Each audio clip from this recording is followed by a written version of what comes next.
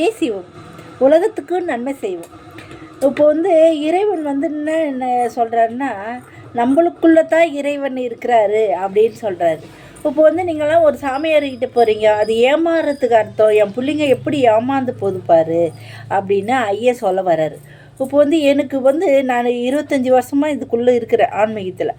அப்படி இருந்து கூட இறைவன் என்ன சொல்கிறாருன்னா, உழைப்போர் உயர்வோர், என்னது உழைக்கிறவங்க உயர்வோர் அப்படின்றாரு. இப்போ நான் எப்படி வாழ்கிறேன்னா, இந்த பாருங்க உழைச்சி தான் வாழ்கிறேன். இது வரைக்கும் நான் 25 வயசுலேருந்து நான் ஆன்மீகத்தில் இருக்கிறேன். ஆனால் உலக பண்பை மீறலை. உலக பண்புனா நான் உழைக்கணும், நம்ம உலகத்துக்கு நன்மை செய்யணும் அப்படின்னு தான். ஆனால் இறைவன் எனக்கு கொடுத்துனராக இருக்கிறாரு, எவ்வளோ நன்மைகள் கொடுக்குறாரு. ஒருத்தரை உயிரை காப்பாற்றுற தரன்னு கூட எனக்கு ஒத்துருக்கிறாரு அப்போ. ஆனால் அதை நான் பயன்படுத்தக்கூடாது. இப்போ இறைவன் படைக்கிறது அவரோட வேலை. நம்மளுக்கு எதனா ரொம்ப அவங்களுக்கு இதுவாக இருந்ததுன்னா எனக்கே அறிவிப்பு வந்ததுன்னா நானே போய் அவங்கள குணப்படுத்திட்டு வருவேன். இப்படி தான் எங்கள் அப்பா என்னை வாழ சொல்லிடுறாரு. கண்டி பூச்சாண்டி காட்டி ஒரே அமக்கலம் பண்ணி என்னால் எல்லாம் முடியும் அப்படின்னு சொல்லலை. அப்போ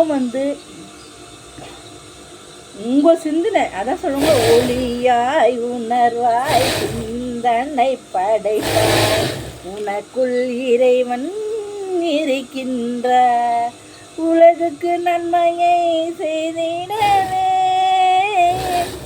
உலகுக்கு நன்மையை செய்திடவே, தூய குணத்தை அளிக்கின்ற, அன்பே சிவம் என்று வாழ்ந்திடுவோம் நாம், பண்பே குணம் என்று இருந்திடுவோம், இறைவன் நாளையும் சென்றிடுவோம்,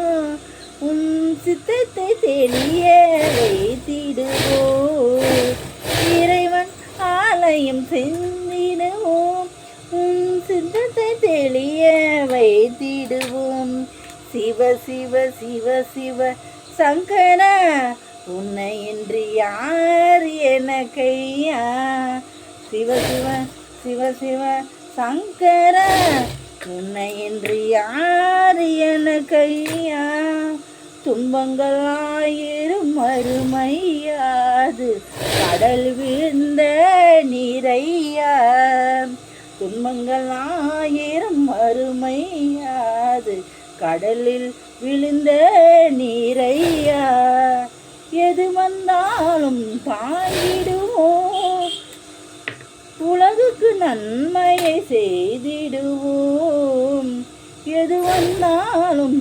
தாங்கிடுவோம், உலகுக்கு நன்மையை செய்திடுவோம், சிவ சிவ சிவ சிவ சங்கர உன்னை என்று யார் எனக்கையா, சிவ சிவ சிவ சிவ சங்கர உன்னை என்று யார் எனக்கையா, காலங்கள் மாறி செல்லும் ஐயா, உன் காலங்கள் மாறி செல்லும் ஐயா, உன் சிந்தனை மாறாது, ஆயிரம் துன்பங்கள் வருமையா, அதை நீயே வென்று விடுவாயே, உந்தன் கையே உனக்குதவி, இறைவன் உன்னிடம் இருக்கின்ற, உந்தன் கையே உனக்குதவி, இறைவன் உன்னிடம் இருக்கின்ற, சிவ சிவ சிவ சிவ சங்கர உன்னை என்று யார் எனக்கையா, சிவ சிவ சிவ சிவ சங்கர உன்னை என்று யார் எனக்கையா, கடலில் விழுந்த நீர் போல நான் தெரிந்த நீராயானேனில்,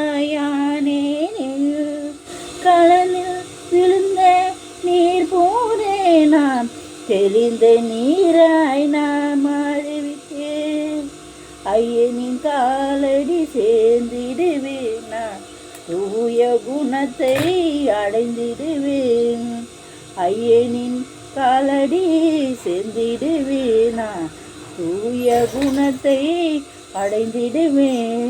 சிவ சிவ சிவ சிவ சங்கர உந்தனி காலடி கதியையா.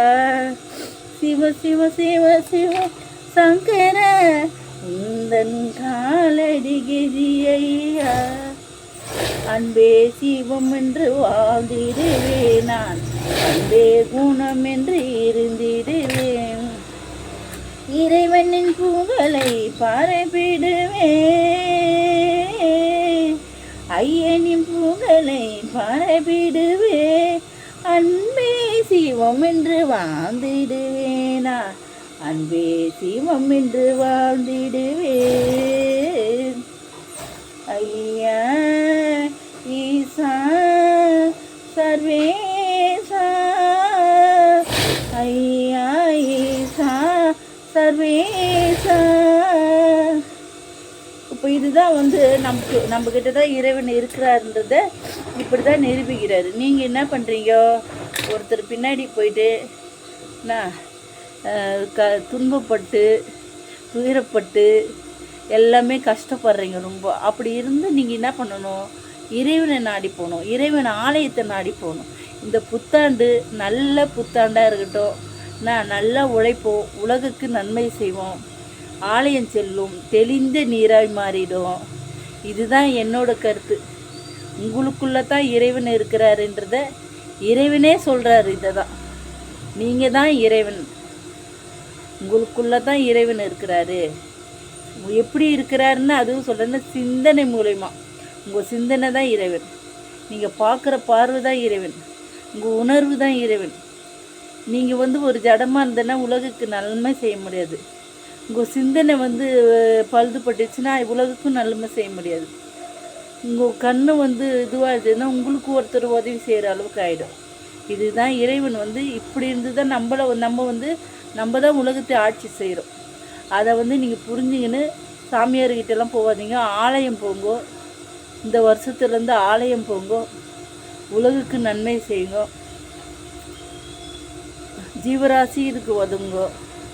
அந்த ஆலயம் போயிட்டு நிறைய பணத்தை கொடுக்குறது ஜீவராசிகளுக்கும் மாற்றுத்திறனாளிகளுக்கும் வயதானவங்களுக்கும் ஆலயத்துக்கும் நீங்கள் வந்து நன்மைகள் பறிஞ்சிங்கன்னா இறைவனுக்கே நன்மையே புரிஞ்சதுக்காக அர்த்தம். ஒரு மனிதன் நிறைய பணத்தை வச்சுருக்கிறான், ஒரு ஏமாத்துறான்னா அந்த இடத்துல போய் அந்த பணத்தை திரும்ப திரும்ப கொட்டி அது வந்து நீங்கள் வேஸ்டேஜ். நீங்கள் வந்து அவங்க பாவம் பண்ணலை, நீங்கள் தான் பாவம் பண்ணீங்க. இப்போ வந்து தெரியாதவங்கக்கிட்ட இது பண்ணலாம், தெரிஞ்சே தப்பு பண்ணக்கூடாது.